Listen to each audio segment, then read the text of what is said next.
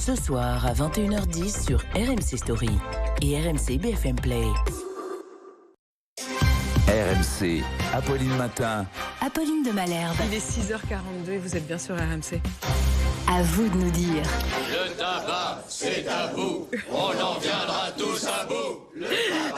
Oui, mais comment?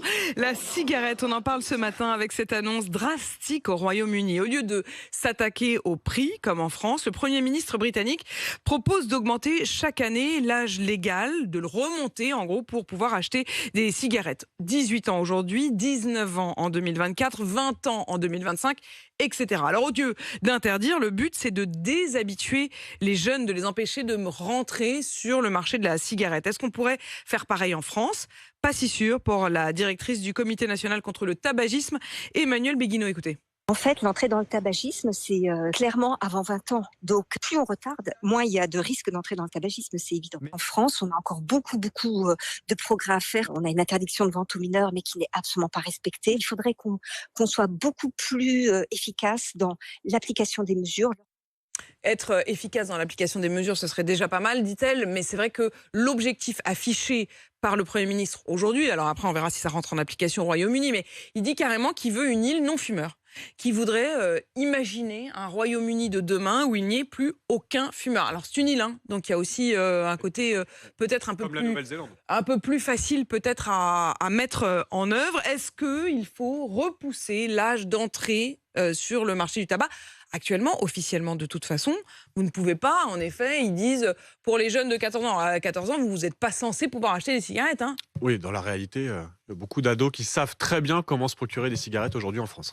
Il y a Hubert qui nous a appelé au 32-16, qui nous appelle de Montpellier. Bonjour Hubert. Oui, bonjour Apolline et bonjour l'équipe. Salut Hubert, vous êtes retraité et vous avez longtemps été fumeur. Oui. Est-ce que cette annonce du Royaume-Uni, ça vous paraît être une bonne piste? Est-ce que si on vous avait dit, bah voilà, avant 18 ans c'est non, puis avant 19 ans, puis avant 20 ans, repousser au maximum l'âge d'entrée dans le monde du tabac, ça vous aurait aidé? Déjà, nous, comme j'expliquais à Quentin, j'étais employé tabac pas mal d'années. Ouais. Là, en ce moment, je travaille à temps partiel dans un tabac. Je travaille 3 jours par semaine. Ah d'accord, donc vous n'êtes pas 100% retraité, Hubert, pardon. Non, mais c'est pas. Oui, je suis retraité. Je travaille que 3 jours par semaine. D'accord. Et Chez un buraliste, hein. Chez un buraliste, ouais, à Montpellier. Ok. Et on ne vend pas les cigarettes à moins de 18 ans. C'est-à-dire que s'il rentre une personne qu'on juge qu'il n'a pas 18 ans, quoi, on exige la carte d'identité. Bon, des fois, il y a un peu de difficulté, qu'est-ce qu'il y a, qu'est-ce qu'il veut, bon, mais ça se passe pas trop mal. D'accord. Mais vous arrivez à appliquer quand même cette loi. Oui, on a plutôt intérêt parce que je crois qu'il n'y a pas longtemps, on s'est pris un avertissement. D'accord. Et la deuxième fois, c'est la licence tabac, elle valse. Ah oui, donc là, pour le coup, il faut être très rigoureux, Hubert. Ouais. Et oui, le patron nous fait la guerre. Hein. Ah oui, il a même mis un papier, carte d'identité 18 ans. Ah oui, obligé. Hein. Ouais. Après, le Royaume-Uni, ça me paraît mission impossible, interdire les gens de fumer.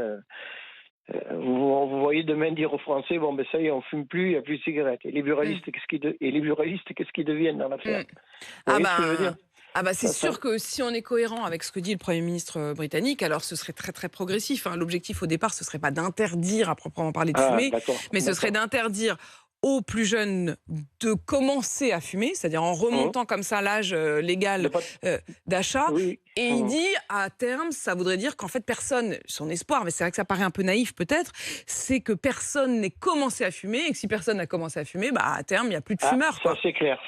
Moi, vous savez, les gens qui n'ont jamais fumé, je les ai toujours enviés. Je les ai toujours enviés, parce que si vous ne touchez pas la première, vous ne fumerez jamais. C'est clair, hein? Eh oui. Vous avez commencé comment, vous, Hubert? Moi, c'est à l'armée que j'ai fumé. On distribuait, hein, J'ai commencé tard, ouais, j'avais devancé un peu l'appel, j'avais 18 ans et demi, 19 ans. J'ai commencé à fumer à l'armée, mais bon, petit fumeur, alors les troupes, là, les machins filtres, là. Après, après, quand on était ado, on a fait les idiots, ouais, on a toujours fumé. Ado, on a toujours fumé une cigarette, mais bon, ça m'avait pas... Je me rappelle de ma première cigarette parce qu'on avait piqué une Marlboro un frangin et on était parti dans les champs, la fumée, on était revenu à la maison. Le gars, il a dit, regarde, il est tout blanc. Et ça, je me rappellerai toujours.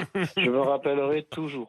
Bon, bah, Mais c'est celle-là, Hubert, qu'il faut tenter de repousser. C'est précisément celle-là, la première.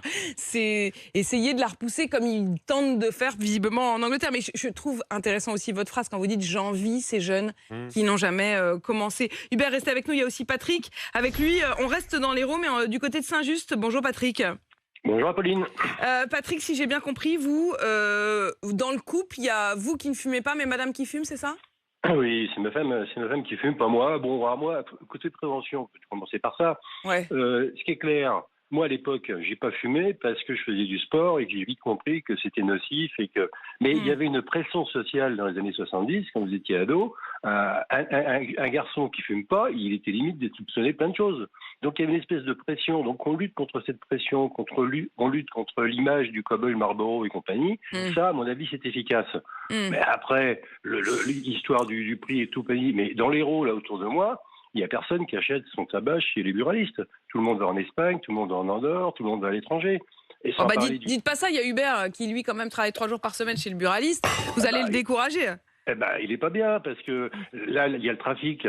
On sait aussi que les paquets de cigarettes, au lieu d'avoir 12 €, dans le trafic, vous les avez à 5 ou 6 Votre femme, elle achète les paquets de cigarettes de l'autre côté de la frontière? Mais nous, ça fait des années qu'on n'a pas acheté en France. De temps en temps, on va en Andorre, on passe la journée, on a un bon petit resto pas loin, on passe une bonne journée et on sort 10 cartouches de clopes. En fait, vous mettez dans le resto ce que vous mettez pas dans les clopes. Exactement. Dernièrement, on a été en Turquie en voyage. On a fait un beau voyage. Là-bas, la cigarette, le paquet de Marlboro était à 1,70 €. Oui, alors évidemment. Oui. On a truffé nos bagages de cartouches et compagnie. Alors, on a pris un petit risque, d'accord. Bon. Et puis, vous avez pris un risque parce que je le rappelle, en effet, Patrick, officiellement, c'est illégal. J'ai bien compris que tout le monde le faisait là-bas, mais on est d'accord. C'est quoi? On sait pas ce qu'on a. Ça dépend. Si vous allez, quand vous êtes intra-Union européenne, souvent c'est 2 cartouches. Et puis les prix sont moins intéressants que si vous êtes hors Europe. Patrick et Hubert, merci à tous les deux de votre témoignage. Évidemment, cette question, est-ce que si on repousse officiellement l'âge d'achat des premiers paquets de cigarettes, ça réussira à décourager les jeunes fumeurs? C'est en tout cas l'objectif de la Grande-Bretagne. Voyons si c'est applicable chez nous. On continue en débat de 6h49. À suivre dans Apolline Matin sur RMC. Dans un instant, racontez-nous, Nicolas. Et je vous raconte comment Salah Abdeslam vient au dernier moment d'échapper à un retour vers les prisons françaises. Et puis on n'avait pas osé vous en parler, Charles? Et pourtant, je vais oser tenter la promotion canapé. À tout de suite.